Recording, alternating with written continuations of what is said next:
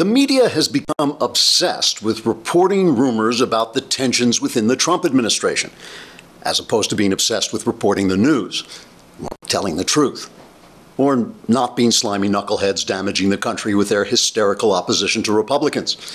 No siree. So here's a roundup of recent reporting about the inner workings of the administration as the reports came direct from our Nose for News journalists. NBC has reported that anonymous sources told someone familiar with the situation, who called a friend of a friend, who then told a girl in the NBC mailroom whom he was sleeping with when it was supposed to be his weekend with the kids, that Donald Trump is angry at Attorney General Jeff Sessions. Sessions recused himself from the investigation into whether there was collusion between the cartoon Russian spies from the old Rocky and Bullwinkle shows and people Trump fired so long ago no one can remember who they are. The rumored reports of reported rumors that there are tensions between Trump and Sessions come hard on the heels of reported rumors that there are rumored reports of tensions between Trump and Steve Bannon.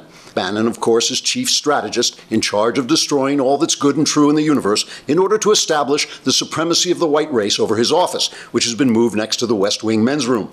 According to the Washington Post, where democracy dies in darkness, but turning on the lights spikes the electricity bill, so to hell with it, Trump fell out with Bannon over Bannon's falling out with Sessions over his falling out with Trump.